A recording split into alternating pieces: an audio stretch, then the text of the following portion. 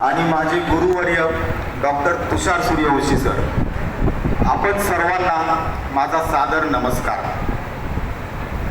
बघायला गेलो तर गेली 2 वर्ष माझ्या जीवनात अनेक सुखाचे क्षण आले, त्यासोबत काही दुःखाचे देखील क्षण आले.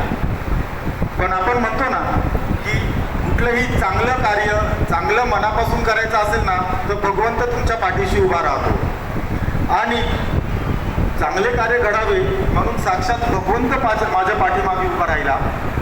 आणि गेल्या 2 वर्षात मी जे काही चांगले काम केले त्यासाठी भगवंताने माझा स्पायनल कॉर्ड म्हणून माझे सेक्रेटरी आदरणीय डॉक्टर दिनेश भांबरे सर, ज्यांना प्रेमाने सर्व अख्ख्या जगाचा दाजी किंवा अख्ख्या जगाचा मावस भाऊ असे म्हणतात, आमचे खजिनदार व्यंकटेश पाटील सर, ज्यांना सर्व चिडवतात की पासबुक प्रिंट करायला चाललाय किंवा पासबुक प्रिंट करून आलास का. आमचे ऑर्गनायझर मनीष हिरे सर, त्यांना मनीष हिरे सर कमी आणि अर्जुनचे पप्पा म्हणून सगळे जास्त ओळखतात. हे माझे लिटरली स्पायनल कॉर्ड होते. पण त्याचसोबत माझ्यासाठी जे खंबीरपणे उभे राहिले ते सर्व सिनियर मंडळी, doctor Shailesh Nikam sir, doctor Tushar Suryavanshi sir, doctor Rahul Pagar sir, Manish Joshi sir, Bhushan Wani sir, Anil Nikam sir, Jayashree Suryavanshi madam, Lalit Jadhav sir, Prasad Deshpande sir, हे सर्व माझ्या पाठीशी खंबीर उभे होते आणि त्यांच्या मार्गदर्शनाशिवाय हे काही शक्यच नव्हतं.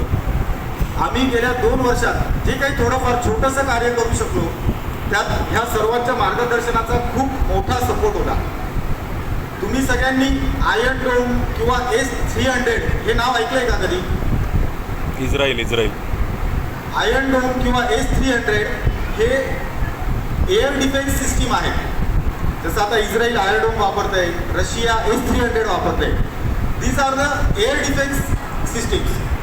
तसंच निमासाठी ही जी ज्येष्ठ मंडळी आहे ही एअर डिफेन्स सिस्टीम आहे. आपल्याला प्रॅक्टिस करताना खूप सारे प्रॉब्लेम्स येण्याची शक्यता असते. त्यापूर्वीच निमाची जी कोर कमिटी आहे ती ते प्रॉब्लेम्स रस्त्यातच सॉल्व्ह करून देते. कदाचित ते प्रॉब्लेम आपल्याला समजतही नाही, त्याच्या आधी निमाच्या कोर कमिटीने किंवा सिनियर मंडळीने ते प्रॉब्लेम आपल्यासाठी सॉल्व्ह केलेले असतात.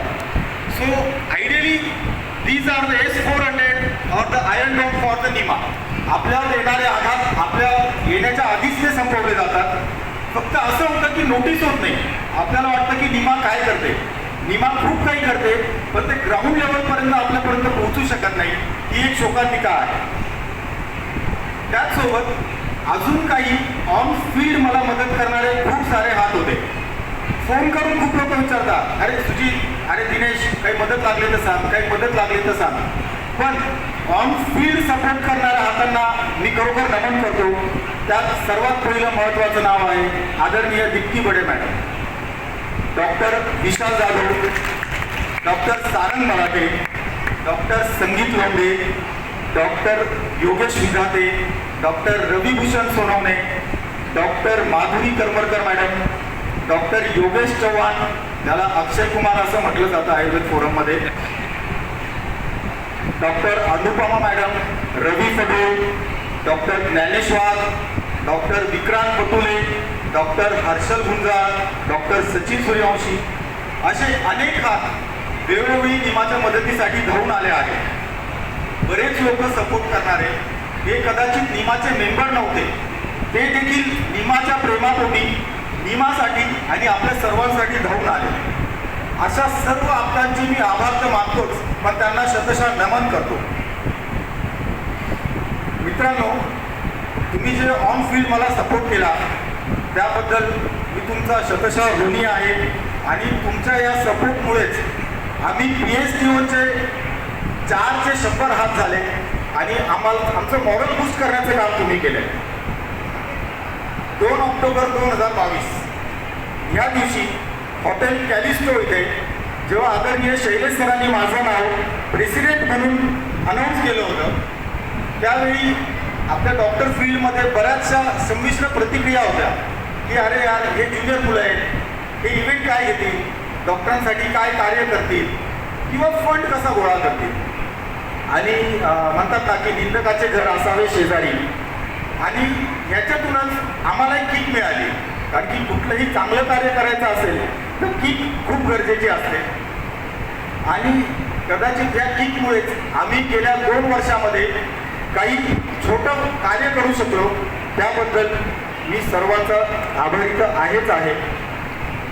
गेल्या 2 वर्षामध्ये आपण जे काही इव्हेंट घेतले ते सर्व भव्य दिव्य तर होतेच, पण सगळ्यांचे टॉपिक्स हे आपण जगावेगळे ठेवले होते. सगळ्या टॉपिकमध्ये जे सेशन्स अरेंज झाले त्याचे डेस्टिनेशन देखील वेगळं होतं. आणि म्हणून डॉक्टरांचा सर्वांगीण विकास व्हावा हेच आपलं इंटेन्शन होतं.